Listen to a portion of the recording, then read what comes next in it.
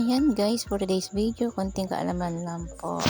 Pag-click po natin na tatlong guhit sa taas, ay click naman po natin ang ating professional dashboard.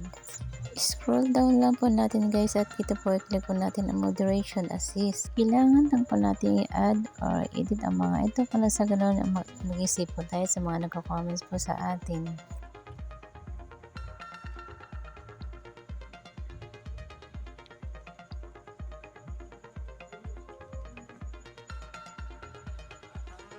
At ayan na nga guys, ay may iba't ibang klase pong nagko-comment sa atin at moderation assist na po. Bahala magtatago ng mga ito sa ating comment section.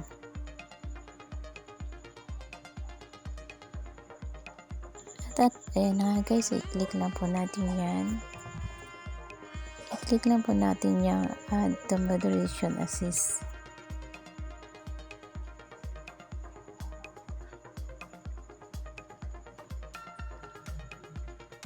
At ayan na nga po guys, i-click lang po natin yung add.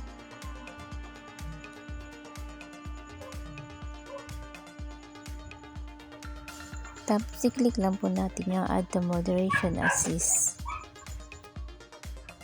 At ayun na nga guys, I mean na-experience po ako sa aking comment section sa may nag-comment po nakakaiba. At ayun po ay tinago po ni moderation assist. At alam niyo ba guys, ay napakalaking tulong po ni moderation assist sa ating mga commenters. Kaya ano pa ang hinihintay ninyo? Gawin niyo na po ang pag-add or edit ng inyong moderation assist.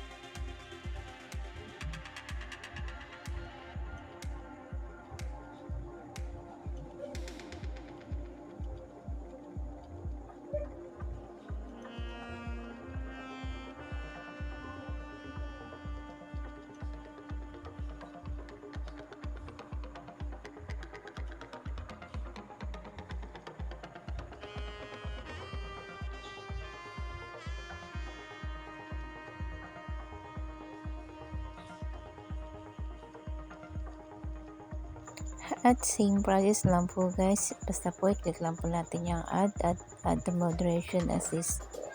Yun lang po guys, thank you for watching.